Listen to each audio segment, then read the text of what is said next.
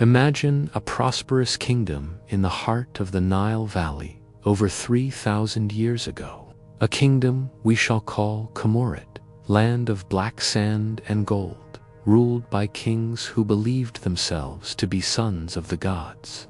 In this kingdom, a pharaoh named Djedefptah had ruled wisely for more than 20 years. His people loved him, harvests were abundant, and the borders remained at peace.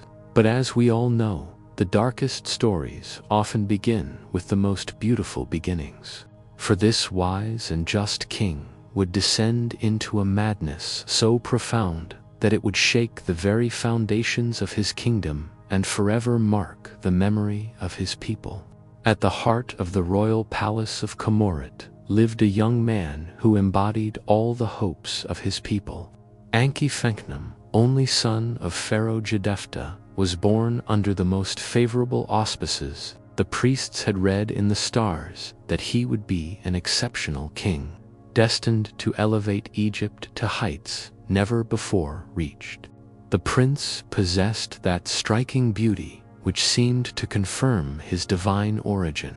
Tall, slender, with finely chiseled features and deep black eyes that reflected rare intelligence, he drew all gazes during his public appearances. The women of the kingdom whispered his name with admiration, and men saw in him the embodiment of their noblest aspirations. But beyond his appearance, Ankh-ef-en-Khnum demonstrated talents that exceeded everything one could expect from a prince of his age. At 15, he had already mastered the art of war with a skill that impressed the most experienced generals. He wielded the sword with the grace of a dancer and the precision of a surgeon. On his war chariot, drawn by 2 stallions, black as ebony, he seemed to fly above the battlefield. The arts of the mind held no secrets for him either. He spoke 4 languages fluently, composed poems that rivaled those of the greatest scribes, and his knowledge of mathematics and astronomy amazed his teachers. The priests themselves came to seek his advice in interpreting certain particularly obscure sacred texts. What made the prince truly exceptional, however, was his relationship with the people. Unlike many nobles who considered their subjects a necessary evil, Ankh-ef-en-Khnum willingly mingled with ordinary people. He was often seen in the markets of Memphis, discussing with merchants, listening to the grievances of artisans, sharing meals with peasants who had come to sell their products in the city. This closeness to the people had earned him unprecedented popularity.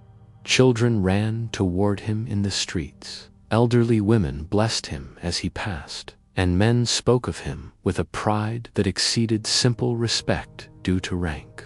He was not just a future pharaoh, he was the living symbol of everything the kingdom could become under his rule. The young prince had a particular gift for understanding the concerns of his future subjects. When drought threatened the southern provinces, he personally led expeditions to organize the distribution of grain reserves. When plague struck the livestock herds, he worked alongside veterinarians to find solutions.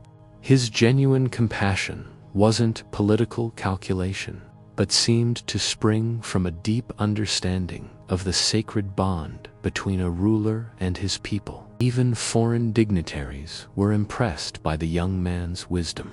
Ambassadors from neighboring kingdoms returned to their courts with accounts of this exceptional prince who could discuss theology with high priests, military strategy with generals, and trade with merchants, all with equal competence. Some even whispered that the gods had finally sent Egypt the perfect ruler. King Djedefptah watched his son's development with immense pride mixed with deep serenity. He knew that when his time came to join his ancestors in the afterlife, the kingdom would be in capable hands. The prince seemed destined for a reign that would surpass even the legendary glories of the pyramid builders. But the gods, as our ancestors knew well, are jealous of human perfection. And when mortals reach too close to divine perfection, the celestial powers sometimes intervene in ways that no one can predict or understand. It was during the season of Akhet, when the Nile's sacred waters began their annual rise, that the first signs of misfortune appeared. Prince Ankh-ef-en-Khnum, then 21 years old and in the full bloom of his youth, began to complain of strange fatigue that no amount of rest could cure. At first, no one worried. The prince had just returned from a diplomatic mission to Nubia, and it seemed natural that such a journey might leave him exhausted. The court physicians prescribed rest, herbal baths, and the consumption of strengthening foods. They expected to see him recover his usual vigor within a few days. But the days passed, and the prince's condition only worsened. The fatigue was accompanied by fevers that came and went without warning, leaving him soaked in sweat during the night and shivering during the day. His appetite disappeared almost entirely, and his famous beauty began to fade as his cheeks hollowed and his skin took on an unhealthy pallor. King Djedefptah summoned the most renowned physicians in the kingdom. They came from Memphis, Thebes, and even from distant temples, where medical knowledge was passed down from generation to generation in the greatest secrecy. Each brought their own theories and treatments, but none seemed able to identify the exact nature of the evil that was consuming the prince. Some believed it was a curse sent by jealous gods. They prescribed elaborate purification rituals, offerings to appease divine anger, and protective amulets. Others suspected poisoning and ordered the examination of everything the prince had eaten or drunk in recent weeks. Still others thought it might be an exotic disease contracted during his travels, something unknown in Egypt that required unprecedented treatments. The prince himself bore his suffering with a courage that only increased the admiration of those around him. Despite the pain that was obviously consuming him, he continued to receive visitors, to interest himself in affairs of state, and to demonstrate the same kindness toward everyone. But those close to him could see that each day took a little more of his vital force.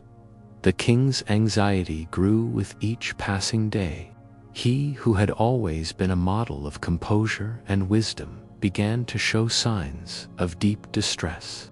He spent hours by his son's bedside, holding his hand, speaking to him in a low voice, as if his paternal love alone could chase away the disease. Courtiers noticed that the pharaoh was aging visibly, his hair whitening and lines of worry marking his face. Desperate measures were attempted. Precious medicines were imported from distant lands. The most powerful priests performed secret rituals in the temple depths. Even foreign healers were summoned, men whose methods were considered almost barbaric, but who had reputations for accomplishing miraculous cures. Nothing worked. The prince continued to weaken, and his periods of lucidity became increasingly rare and brief.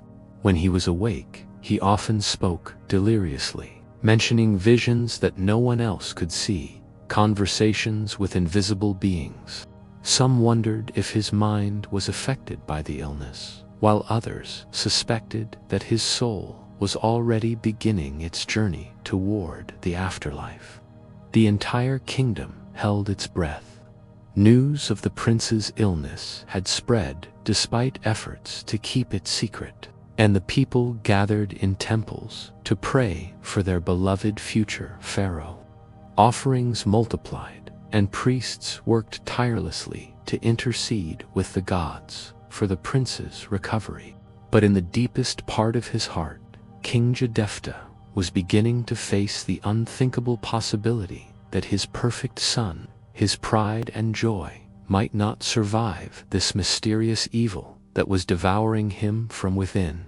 The end came on a night when the stars seemed particularly brilliant, as if the heavens themselves were preparing to welcome a soul of exceptional purity. Prince Ankh-ef-en-Khnum breathed his last, surrounded by his father, the court physicians, and the high priests who had spent the night reciting prayers for his soul's peaceful passage. King Djedefptah's reaction to his son's death was immediate and terrifying in its intensity. The man who had ruled with wisdom and measure for over 20 years let out a cry of pain so piercing that it was heard throughout the palace. Guards who were present that night would later say they had never heard such an expression of pure human suffering. For 3 days, the king refused to leave his son's body. He sat beside the bed, holding the prince's cold hand, speaking to him as if he were still alive. Courtiers attempted to approach, to offer comfort, to discuss the necessary funeral arrangements. But Djedefptah drove them all away with a violence that shocked everyone who knew his usually calm nature. When he finally emerged from the death chamber, the king seemed transformed. His eyes, once filled with warmth and wisdom, now burned with a feverish intensity that made those around him uncomfortable. He spoke little, but when he did, it was with an authority so absolute that no one dared contradict him, even when his orders seemed strange or unreasonable. The funeral preparations began under the king's direct supervision. Nothing was too beautiful, too expensive, or too elaborate for his beloved son. He ordered that the most skilled embalmers in the kingdom be summoned, along with the finest materials for mummification. The gold that would adorn the prince's sarcophagus came from the richest mines in Nubia, the precious stones embedded in his funerary. Masks were selected one by the king himself. But it was in the funeral rituals that the first signs of the king's growing obsession became apparent.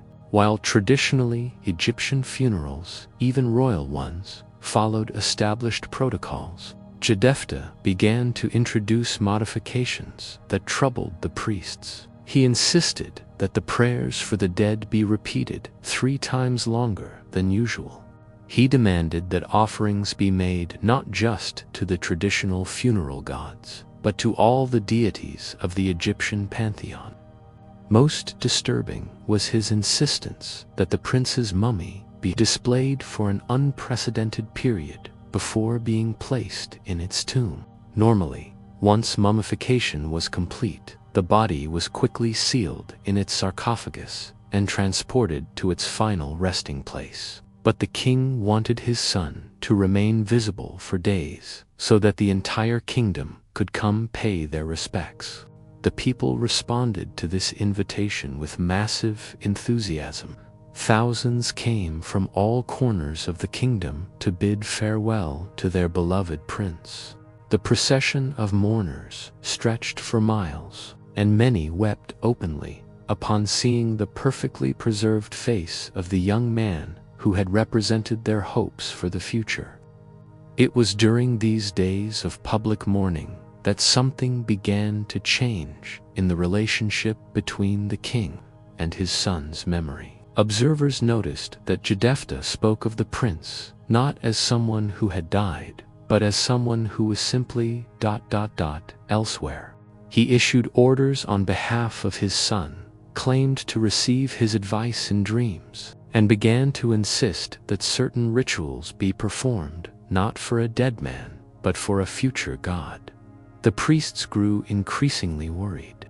While the divinization of deceased pharaohs was a normal part of Egyptian religion, the king seemed to be attributing divine qualities to his son even before he was properly interred. Some dared to approach the monarch to express their concerns, but they were met with such royal anger that they quickly retreated. When the moment finally came to seal the prince in his tomb, something extraordinary happened. As the funeral procession approached the carefully prepared burial site, King Djedefptah suddenly stopped and declared that he had changed his mind.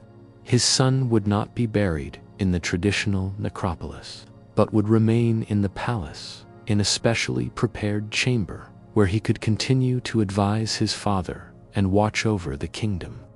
This decision sent shockwaves through the court and the priesthood. Never in the long history of Egypt had a mummy been kept in a royal residence rather than being properly buried.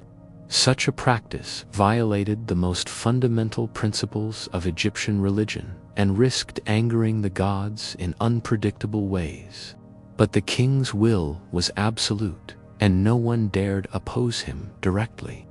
The prince's mummy was therefore installed in a magnificent chamber of the palace, surrounded by treasures and constantly watched over by selected priests who were to maintain the appropriate rituals. This was only the beginning of Djedefptah's descent into a form of madness that would soon engulf his entire kingdom. The installation of Prince Ankh-ef-en-Khnum's mummy in the royal palace marked the beginning of a period that court historians would later describe as the time of living death. King Djedefptah had created a throne room of sorts around his son's sarcophagus, where he spent most of his days conducting the affairs of state. The sight was deeply disturbing to all who witnessed it. The pharaoh, once the very image of royal dignity, now sat beside a golden sarcophagus whose transparent crystal lid revealed the perfectly preserved face of his son. He spoke to the mummy as if it were alive, asking its opinion on political decisions, presenting visiting dignitaries to it, and even sharing his meals with the motionless figure. The king's behavior gradually became more erratic. He claimed that his son communicated with him through dreams and subtle signs that only he could interpret. A flickering candle flame meant approval. A shift in the room's shadows indicated disagreement. The courtiers learned to watch the king's face carefully during these supposed conversations with the dead prince, trying to anticipate the decisions that would emerge from these mystical consultations. What was perhaps most unsettling was how convincing the king could be when describing these interactions. He would relate entire conversations with his son, complete with specific advice on military strategy, economic policy, or diplomatic relations. Some of this advice was actually quite sound, leading some to wonder if the king's madness might contain a form of wisdom, or if grief had somehow sharpened his political instincts. The priests found themselves in an impossible position. On one hand, their religious beliefs demanded that they oppose this violation of sacred burial customs. On the other hand, they could not directly challenge the divine authority of the pharaoh without risking not only their positions but potentially their lives. They attempted subtle interventions, suggesting alternative interpretations of religious law, but the king dismissed their concerns with increasing irritation. The situation became more complex when King Djedefptah began to insist that others also acknowledge his son's continued presence and authority. Visiting officials were required to bow before the sarcophagus and request the prince's blessing before conducting any business. Military commanders had to swear oaths of loyalty not just to the king, but to his living son as well. Initially, most people complied with these requirements out of respect for their grieving monarch and fear of his growing unpredictability. But as weeks turned to months, the king's demands became more elaborate and more difficult to rationalize. He established a daily ritual where court members had to present offerings to the prince, as if he were a living god requiring sustenance and attention. The physical care of the mummy became an obsession unto itself. The king employed teams of specialists whose sole responsibility was maintaining the perfect condition of his son's preserved body. The chamber was kept at precisely controlled temperature and humidity. Incense burned constantly to mask any hint of decay, though the mummification had been so expertly performed that no such odors existed. More troubling were the king's attempts to create the illusion of life around the mummy. He ordered that fresh clothes be placed on the sarcophagus daily, as if the prince might need them. Meals were prepared and placed beside the mummy, with the king often commenting on his son's preferences for certain dishes. Books were read aloud to the prince, music was performed for his entertainment, and the king even arranged for dancers to perform in the chamber. The domestic staff whispered among themselves about the king's behavior when he thought himself unobserved. Servants reported seeing him having animated conversations with the mummy, sometimes laughing as if the prince had told a joke, other times nodding seriously as if receiving important counsel. Most disturbing were the reports of the king becoming angry with the mummy, as if his son had somehow disappointed or defied him. The kingdom's administration began to suffer as the king devoted more and more of his attention to his dead son. Important decisions were delayed while he consulted with the prince. Foreign ambassadors waited for days or weeks for audiences, as the king preferred to spend his time in the chamber with the mummy. Trade agreements were neglected, and military preparations for seasonal campaigns were postponed indefinitely. The people of the kingdom initially responded to their ruler's grief with sympathy and patience.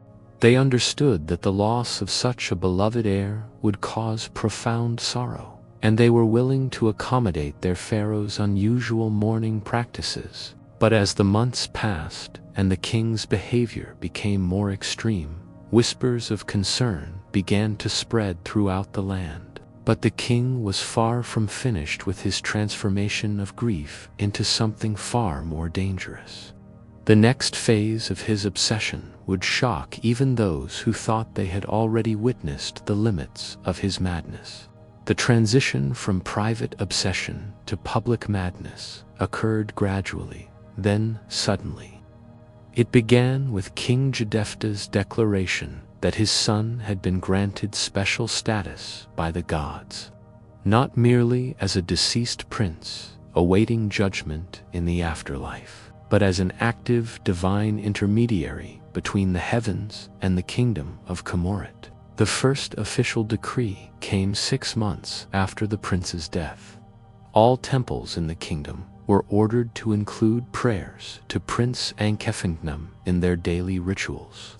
The priests, already uncomfortable with the situation, found themselves forced to comply or face charges of treason against the crown. Ancient liturgies were modified to include invocations of the dead prince, creating a hybrid form of worship that violated centuries of religious tradition. The king's justification for these changes was elaborate and, to his mind, entirely logical. He claimed that the gods had revealed to him in dreams that his son's death was not actually a death at all, but a transformation. The prince had been chosen to serve as a permanent liaison between the divine realm and the mortal world, with special responsibility for protecting and guiding the kingdom of Khamurit. Public reaction to these religious innovations was mixed. Some people, particularly those who had genuinely loved the prince during his lifetime, found comfort in the idea that he continued to watch over them from beyond death. The concept wasn't entirely foreign to Egyptian religious thought, where the boundary between life and death was often fluid, but others were deeply troubled by the king's increasingly erratic interpretation of divine will. The situation escalated when Djedefptah ordered the construction of shrines to his son in every major city and town throughout the kingdom. These weren't simple memorial monuments, but active places of worship where citizens were expected to make regular offerings and recite prayers to the dead prince. Local administrators were made responsible for ensuring compliance with their own positions, dependent on the enthusiasm with which their communities embraced the new cult.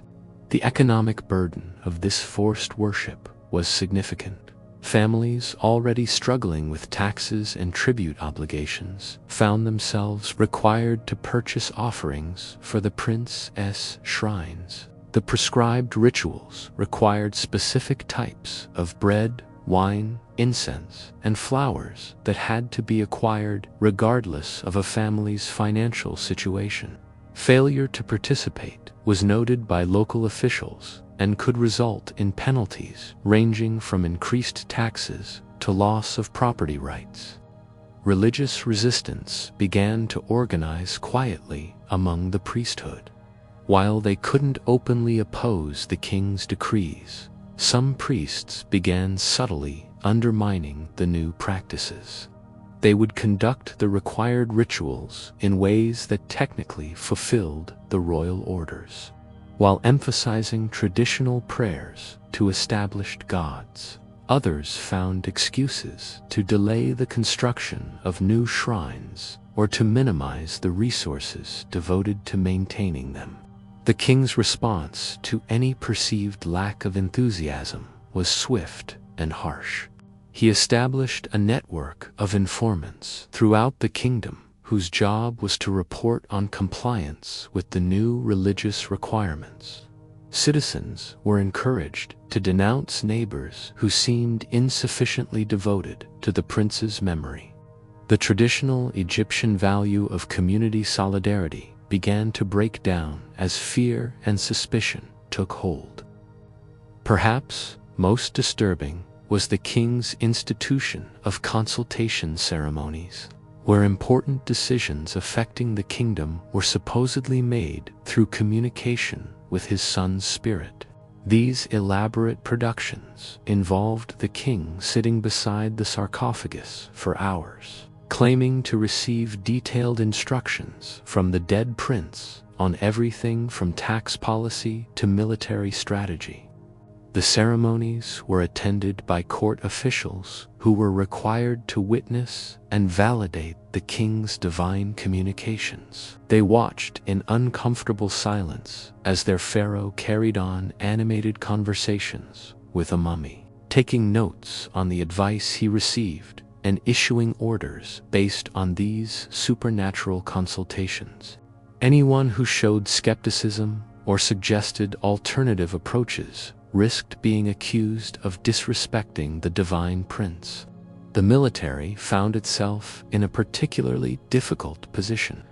Soldiers were required to swear new oaths of loyalty that included promises to serve the dead prince as faithfully as the living king.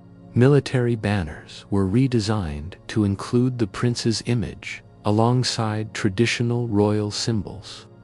Before battles, commanders were ordered to seek the prince's blessing through elaborate rituals that many veteran soldiers found deeply unsettling. Foreign relations began to suffer as well. Diplomatic protocols were modified to include formal acknowledgement of the prince's continued authority. Visiting ambassadors were required to present gifts to the dead prince and to include references to him in all official communications. Some foreign powers began to question whether the kingdom of Comoret remained a reliable partner, given their ruler's obvious psychological instability. The king seemed oblivious to the growing problems his policies were creating. In his mind, the increasing integration of his son into the kingdom's religious and political life was simply the natural recognition of divine will. He interpreted any resistance or criticism as evidence of his subjects' spiritual blindness, rather than legitimate concerns about his leadership. But beneath the surface of forced compliance, discontent was growing. The people of Comoret had accepted many things from their pharaoh over the years, but the transformation of their beloved dead prince into a tool of oppression was pushing their loyalty to its breaking point. As the second year of the forced cult began, King Djedefptah's interpretation of his son's divine status became increasingly grandiose and oppressive. What had started as modified prayers and shrine offerings evolved into a comprehensive system of religious tyranny that touched every aspect of his subjects' lives. The king declared that his son had been elevated to the status of a major deity, equal in power to the traditional gods of Egypt. New temples were constructed specifically for Prince Ankh-ef-en-Khnum's worship, staffed by priests whose sole responsibility was maintaining the complex rituals that the king claimed his son demanded. These weren't modest local shrines, but massive architectural projects that drained the kingdom's treasury and required forced labor from communities already struggling under increased taxation. The centerpiece of this religious transformation was the construction of a massive temple tomb complex adjacent to the royal palace. The king ordered that his son's mummy be moved from the palace chamber to an elaborate shrine at the heart of this new complex, where it would be displayed to worshippers from across the kingdom. The construction project consumed enormous resources and required the demolition of entire neighborhoods to make room for the sacred precinct. The architectural plans for the temple revealed the true extent of the king's obsession. The central shrine was designed as a perfect replica of the prince's original palace quarters, complete with furniture, personal belongings, and even servants' quarters for the attendants who would maintain the illusion of the prince's continued life. Elaborate mechanical systems were installed to create the appearance of supernatural phenomena. Hidden pipes that could produce mysterious sounds, concealed mirrors that created moving shadows, and intricate lighting systems that could make the mummy's preserved features seem to shift and change. The daily rituals at the new temple were elaborate productions that required hundreds of participants. Citizens were organized into rotating groups responsible for different aspects of the prince's care. Some brought food offerings that were ceremonially presented to the mummy before being consumed by the priests. Others were assigned to provide entertainment, musicians, dancers, and storytellers who performed for the dead prince as if he were a living audience. Perhaps most unsettling were the conversation sessions, where selected citizens were brought before the mummy to ask questions and receive answers that the king would interpret and relay. These sessions became a form of political theater, where the king could use his son's supposed responses to justify any policy or decision. Citizens who asked inconvenient questions often found that the prince's answers included criticism of their lack of faith or suggestions that they needed additional religious instruction. The economic impact of the new religious system was devastating. Beyond the direct costs of temple construction and ritual maintenance, the king established a complex hierarchy of religious taxes supposedly required for the prince's continued divine service. Families paid fees for the privilege of participating in ceremonies, for the blessing of their homes by the princes, priests, and for special prayers during times of personal crisis. The traditional Egyptian religious calendar was completely restructured around the prince's cult. New holy days were declared to commemorate various aspects of the prince's life and death. The anniversary of his birth, his first military campaign, his appointment as heir, and dozens of other dates became mandatory celebrations requiring specific offerings and attendance at temple ceremonies. Working during these holy days was forbidden, creating additional economic hardship for farmers and artisans. Education and cultural life were also transformed to serve the prince's cult. Scribes were required to produce new texts glorifying the dead prince and describing his continued divine activities. Traditional stories and poems were rewritten to include references to the prince's supernatural interventions in human affairs. Children learned modified versions of classic tales where the prince appeared as a divine helper or wise counselor. The king established schools specifically for training priests and officials in the proper interpretation of his son's divine communications.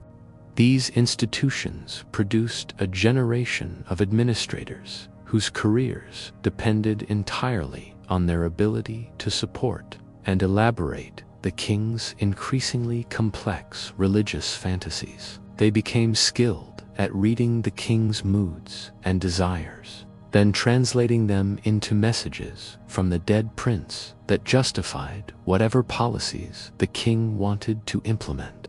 Military organization was restructured around the concept of the prince as eternal commander-in-chief. Battle standards bore his image. Military oaths included promises of service to him, and strategic decisions were supposedly made through supernatural consultation with his spirit.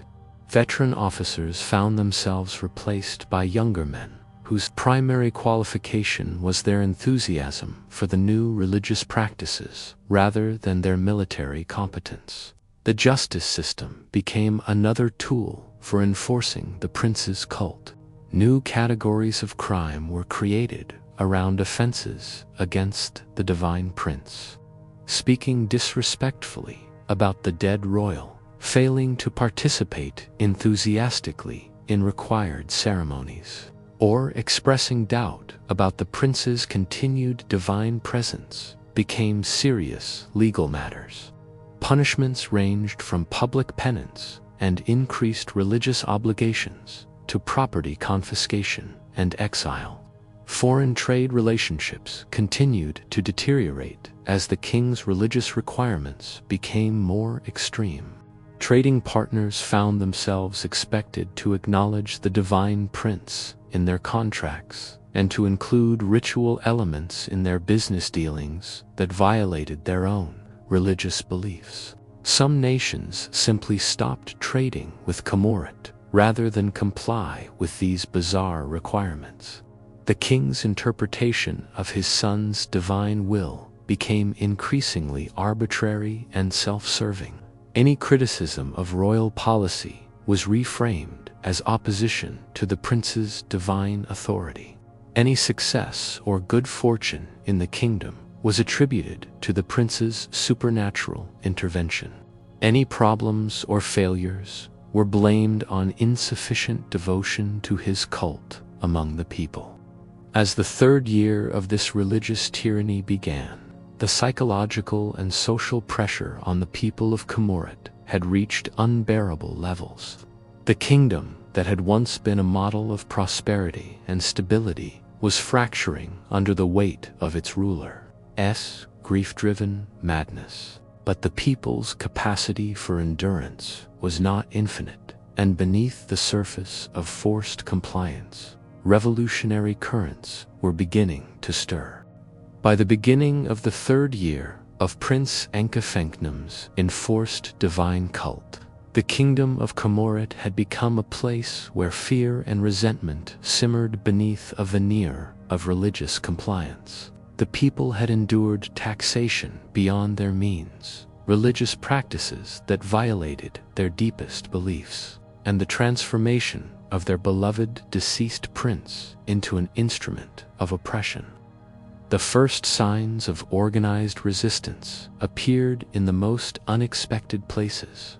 It began among the very priests who were supposedly the most devoted servants of the prince's cult. Despite their public compliance with the king's religious innovations, many had grown deeply troubled by the theological implications of what they were being forced to practice. In secret gatherings, hidden in temple cellars and remote desert monasteries, senior priests began to discuss their concerns about the spiritual damage being inflicted on their civilization. These religious leaders faced an agonizing dilemma. Their entire understanding of Egyptian theology emphasized the importance of proper burial rites and the natural progression of souls through the afterlife. The king's insistence on maintaining his son as an active divine presence in the world of the living violated fundamental principles that had guided Egyptian religion for thousands of years. They feared that these violations might anger the true gods and bring divine punishment upon the entire kingdom. At the same time, resistance was growing among the common people who bore the heaviest burden of the cult's economic demands. Farmers struggled to meet both their regular tax obligations and the additional religious fees required for participation in the princess ceremonies. Artisans found their work disrupted by the constant holy days and mandatory ritual observances. Merchants watched their trade relationships deteriorate as foreign partners became reluctant to deal with a kingdom governed by what appeared to be a mad ruler. The resistance initially took subtle forms. Families would make the minimum required offerings at the prince's shrines, but without the enthusiasm that officials were supposed to monitor. Workers would comply with orders to participate in temple construction, but would work slowly and sometimes make small mistakes that required time-consuming corrections. Priests would conduct the required ceremonies, but would emphasize traditional prayers to established gods rather than the new invocations of the dead prince. More daring acts of resistance began to appear as people's desperation increased. Anonymous graffiti appeared on walls questioning the wisdom of worshiping the dead. Small groups began meeting secretly to practice traditional religious observances without the modifications required by the royal decrees. Some families attempted to avoid the most onerous religious requirements by claiming illness or by temporarily relocating to distant relatives in remote parts of the kingdom. The underground resistance found an unexpected leader in the person of Amenemheb, an elderly priest who had served in the kingdom's temples for over 4 decades. As a young man, he had actually known Prince Ankh-ef-en-Khnum personally and had genuinely admired the young royal's character and potential. This personal connection gave him unique credibility when he began to argue that the forced cult was actually dishonoring the prince's memory rather than preserving it. Amenemheb possessed both the religious authority and the political sophistication needed to organize effective resistance. He used his extensive network of contacts among the priesthood to spread carefully crafted messages that appealed to both religious conviction and patriotic sentiment. His central argument was that the kingdom was being destroyed by practices that the living prince would have found abhorrent, and that true loyalty to his memory required opposition to the cult that had been created in his name. The priest's message resonated powerfully among people who remembered the prince as he had actually been a compassionate young man who had genuinely cared about his people's welfare. The contrast between that memory and the oppressive reality of the forced cult created a powerful emotional foundation for resistance. People began to speak of rescuing the prince's true legacy from the madness that had consumed his father. Secret communication networks developed throughout the kingdom, allowing resistors to coordinate their activities and share information about government surveillance efforts. Messages were hidden in routine trade communications, embedded in traditional songs and stories, and passed through networks of trusted relatives and friends. The resistance learned to operate with the same secrecy that had once characterized political conspiracies against foreign enemies. The economic disruption caused by the cult provided additional motivation for resistance. Merchants began secretly organizing to resist the religious requirements that were destroying their trade relationships. Farmers discussed coordinated refusal to pay the additional religious taxes that were bankrupting rural communities. Even some government officials, who saw the kingdom's administrative efficiency deteriorating under the weight of religious obligations, began to quietly support calls for change. King Djedefptah's response to signs of growing discontent was to intensify rather than moderate his religious demands. He interpreted resistance as evidence that his subjects needed stronger spiritual guidance, not as legitimate grievances against his policies. Additional surveillance measures were implemented, with citizens encouraged to report any signs of insufficient devotion to the prince's cult. Punishments for religious infractions became more severe, including public humiliation rituals designed to demonstrate the consequences of defying divine authority. The king also began to claim that his son's spirit had revealed the existence of enemies within the kingdom, who were working to undermine the divine order. This provided justification for broader persecution of anyone who showed insufficient enthusiasm for the cult's requirements. Prominent citizens were brought before the king for consultation with the dead prince, where any sign of skepticism or resistance could result in accusations of treason. These escalating measures only strengthened the resistance movement by demonstrating the true extent of the king's tyranny. People who had initially been willing to tolerate the cult's requirements out of respect for their mourning, ruler began to see that accommodation was impossible. The choice was becoming clear: submit completely to the king's religious madness or find a way to stop it.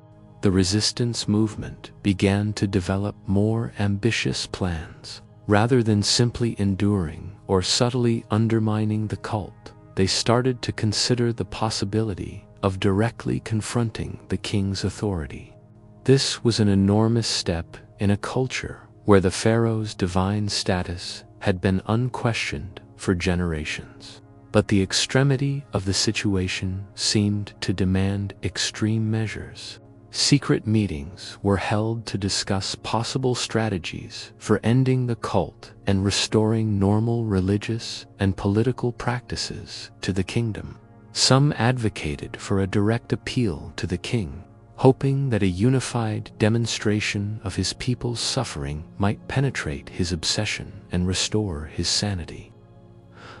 Others argued for more dramatic action, including the possibility of forcibly removing the prince's mummy from its shrine and providing it with proper burial. As these discussions continued, the resistance movement found itself confronting the fundamental question of legitimacy that would determine the fate of the kingdom of Comoret. When divine authority becomes indistinguishable from madness, what obligations do the faithful owe to their ruler?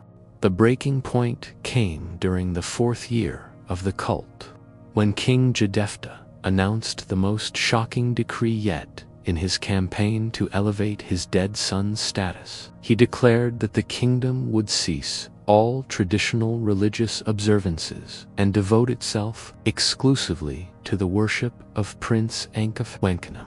The ancient temples dedicated to Osiris, Ra, Isis, and all the other gods who had protected Egypt for millennia would be closed or converted to serve the prince's cult. This declaration crossed a line that even the most tolerant subjects could not accept. Egyptian civilization was built on the foundation of its relationship with the traditional gods, and the king's attempt to replace them entirely with his deceased son represented not just religious innovation but cultural suicide. The announcement triggered immediate and widespread opposition that could no longer be contained by the resistance movement's careful secrecy. The first open acts of defiance occurred simultaneously across the kingdom, suggesting a level of coordination that surprised even the resistance leaders. In Memphis, priests barricaded themselves inside the ancient temple of Ptah and refused to allow its conversion to the prince's cult. In Thebes, citizens surrounded the temple of Ammon and formed human chains to prevent royal officials from entering. In smaller towns throughout the kingdom, people simply refused to report for the mandatory religious ceremonies, despite threats of severe punishment. King Djedefptah's response was swift and brutal. He ordered his royal guards to forcibly remove the resistors from the temples and arrest anyone who refused to comply with the new religious requirements. But the guards themselves were increasingly reluctant to act against their fellow citizens in defense of what many privately considered to be their ruler's madness. Some units simply refused their orders, while others carried them out with obvious reluctance and minimal force. The situation deteriorated rapidly when Amenhotep, the elderly priest who had become the de facto leader of the resistance, was arrested during a raid on a secret religious meeting. The king ordered that he be brought before the prince's shrine for a public trial, where his crimes against the divine order would be exposed. Through supernatural consultation with the dead royal, the trial became a catalyst for revolution.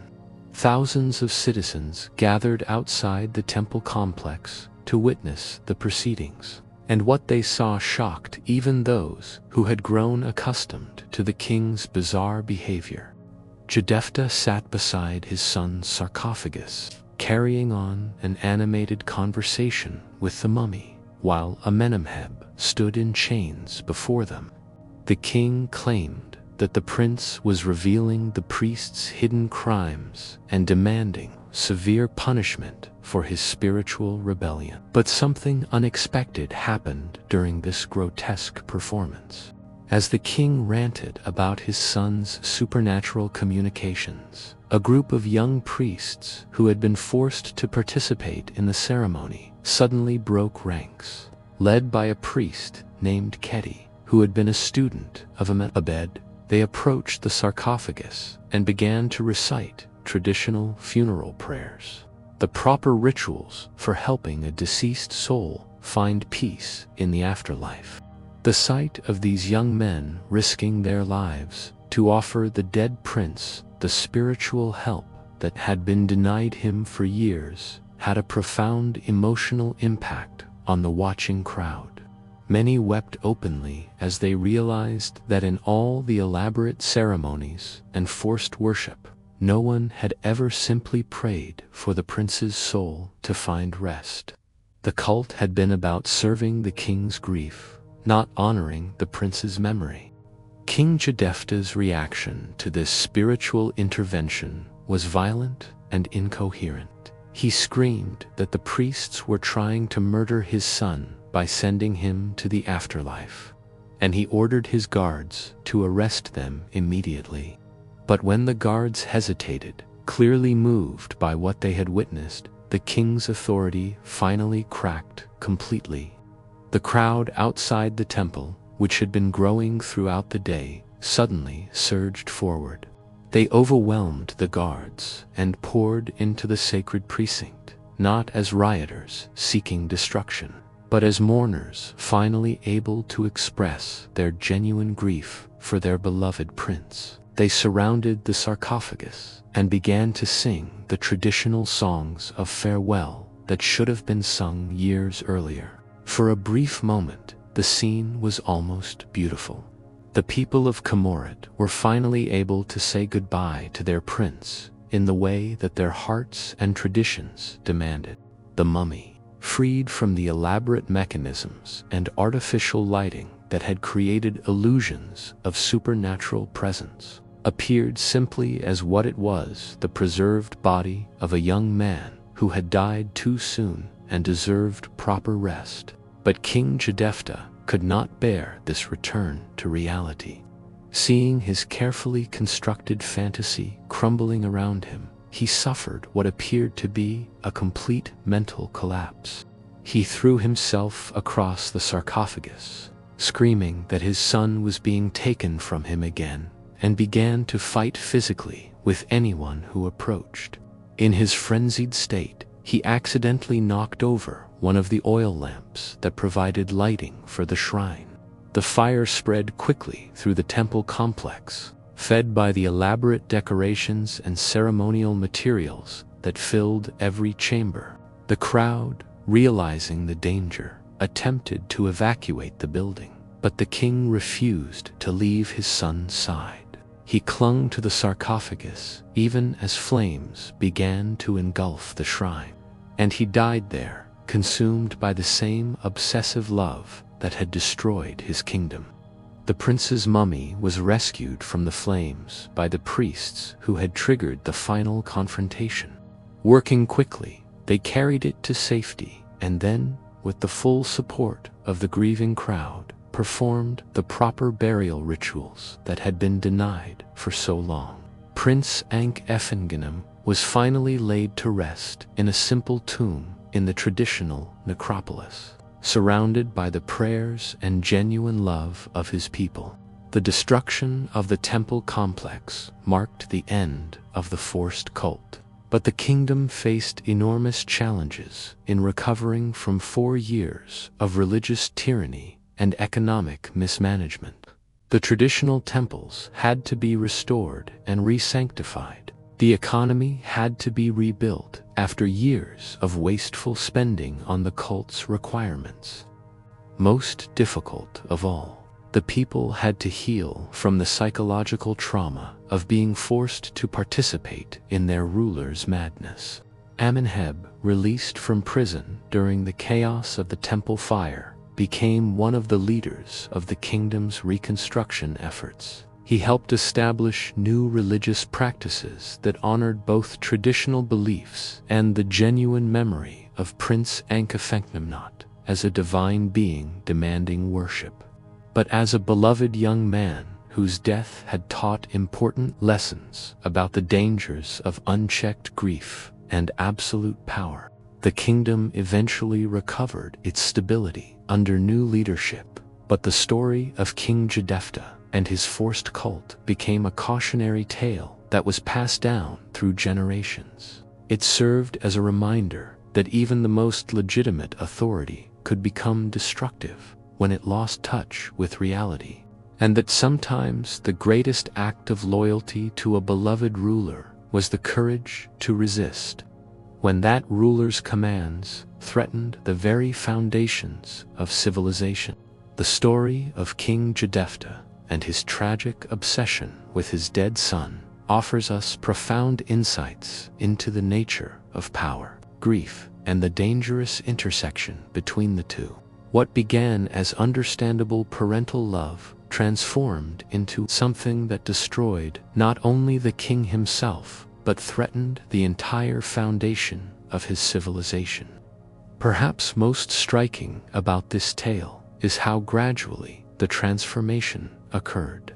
The king's initial grief was not only natural, but admirable. What parent wouldn't be devastated by the loss of such a promising child? His desire to honor his son's memory was similarly understandable. But grief, when combined with absolute power and isolated from the moderating influence of community wisdom, can metastasize into something monstrous. The people of Khamurit found themselves trapped in an impossible situation. Their legitimate ruler was using his divine authority to demand things that violated their deepest beliefs and threatened their survival as a society. The story illustrates the terrible dilemma faced by any population when legitimate authority becomes indistinguishable from tyranny. At what point does loyalty become complicity? When does obedience become betrayal of higher principles? The prince himself, in this story, becomes a tragic figure, not only because of his untimely death, but because of how his memory was corrupted by his father's obsession. The young man who had been beloved for his compassion and wisdom was transformed posthumously into a symbol of oppression. His legacy was twisted into something he would have abhorred, demonstrating how even the dead can be victimized by the living's inability to let go. The role of the priests in this narrative is particularly complex. As religious leaders, they faced the challenge of maintaining their spiritual integrity while serving a ruler whose commands increasingly violated their fundamental beliefs. Their eventual resistance shows that there are some principles worth risking everything to defend, and that sometimes spiritual authority must stand against temporal power when the two come into irreconcilable conflict. The economic dimension of the story reminds us that religious freedom and economic freedom are often interconnected. When the king used religious requirements to extract additional taxes and labor from his people, he was demonstrating how spiritual oppression can become a tool of economic exploitation. The burden of the forced cult fell heaviest on those least able to bear it, showing how power often protects itself by shifting costs to the powerless.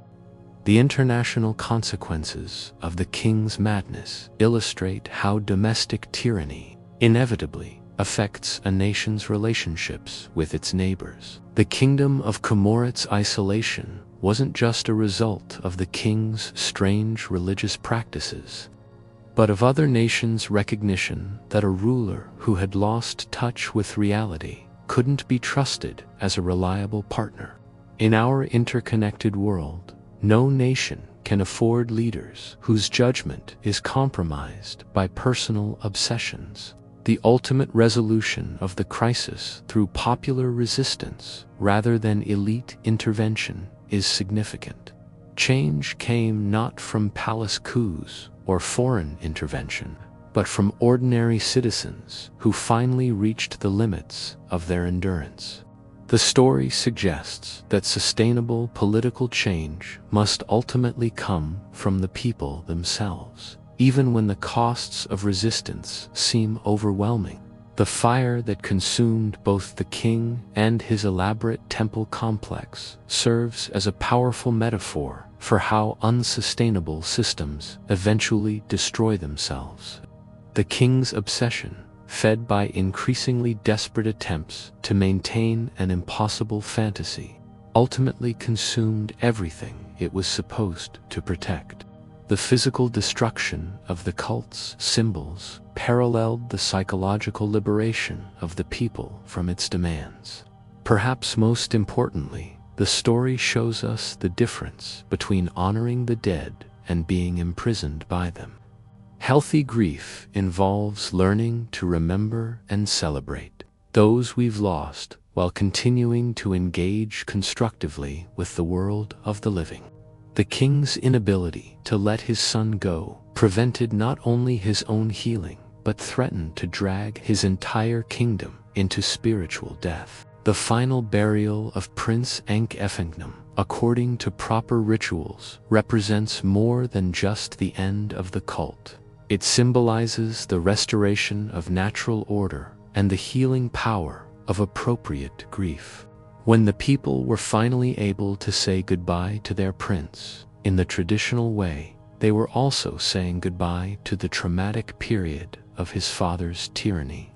This ancient story resonates powerfully in our modern world, where we regularly witness leaders whose personal struggles affect their public decisions, where grief and trauma can be exploited for political purposes, and where the line between honoring tradition and being enslaved by it remains a constant challenge. The tale of Comorit reminds us that the health of any society depends on its ability to balance respect for authority with the courage to resist when that authority becomes destructive. The people of that ancient kingdom eventually learned to remember their beloved prince not as the symbol of oppression he had been made into, but as the compassionate young man he had actually been. In doing so, they discovered that the best way to honor the dead is not to trap them in the world of the living, but to carry forward the best of what they represented while continuing to build a better future. In the end, the greatest tragedy wasn't the prince's early death, but what his father's inability to accept that death cost an entire civilization. The greatest triumph wasn't the overthrow of a tyrant, but a people's rediscovery of their capacity to choose wisdom over fear, community over isolation, and life over the worship of death. As we close this tale from the distant past, we're reminded that the struggle between power and accountability, between tradition and progress, between honoring the past and building the future, continues in every generation. The story of the king who forced his people to worship his mummified son teaches us that the price of unchecked authority is always paid by those who have the least power to resist it, but also that even the most oppressive systems eventually face the limits of human endurance.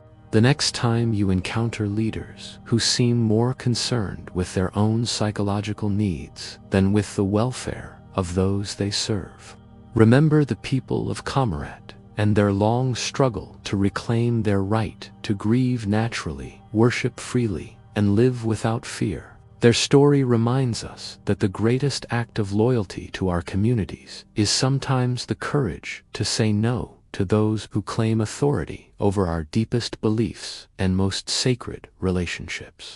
And perhaps in your own life, when you face the choice between clinging to what you've lost and embracing what you might become, remember both the tragic king who couldn't let go and the brave people who finally found the strength to choose life over the worship of death.